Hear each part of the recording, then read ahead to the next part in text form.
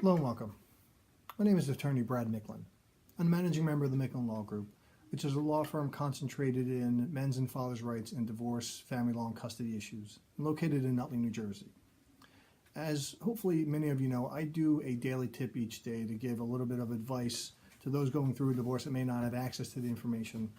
I also do a monthly webinar series in which I take about 40 or 50 minutes and I go through one general topic much more in depth than my daily topic obviously is.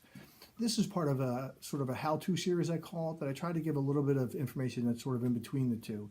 It's not nearly as short as your daily tip, and it's not going to be as long as the monthly webinar, but hopefully it covers enough information to give you a good guidance if you're involved in one of these types of matters. So today's video is the top things you need to do when you are just getting divorced or after you have settled or got a judgment of divorce in your case.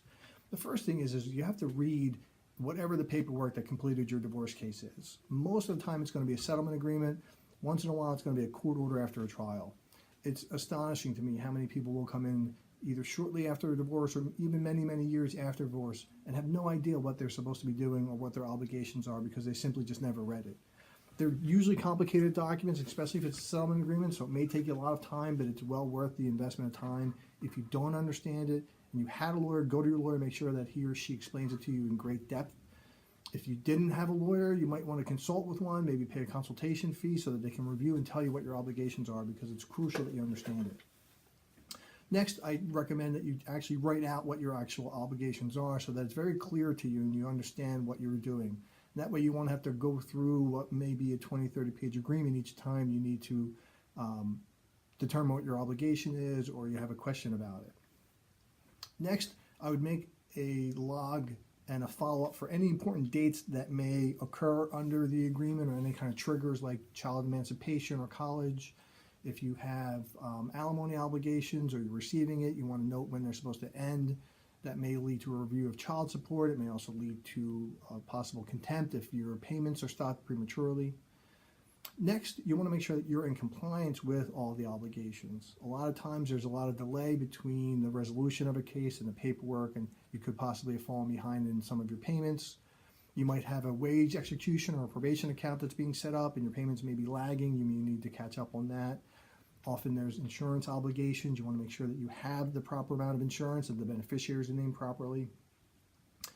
Next, you want to make sure that the other party is in compliance with his or her obligations. Again, there's usually, not usually, but there's often insurance obligations. Usually both parties will have similar obligations. You want to make sure that the other party to your divorce case does have that insurance in place. If there's any kind of exchange of information or payments of debts, the credit cards that need to be taken care of, you want to make sure that he or she is doing them also. Next, you want to change the accounts and beneficiaries that you may have had while you were married. If you had joint credit cards, if you had retirement accounts with named beneficiaries, insurance policies, all these usually need to be changed.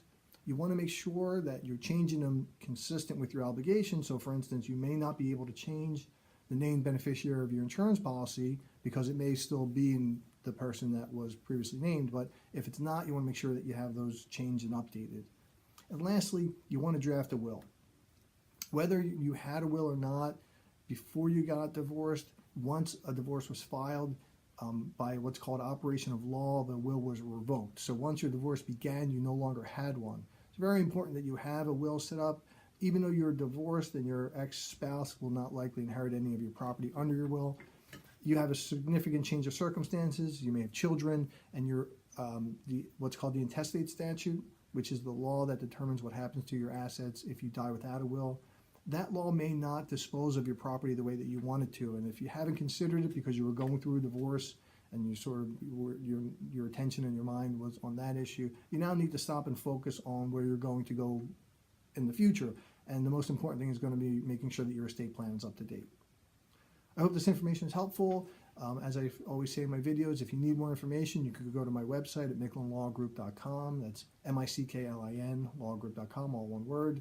You can call us at 973-562-100 if you want a consultation, or you can text the letters MLG, which is short for Micklin Law Group, to 72000 on your cell phone, and you'll get constant free updates.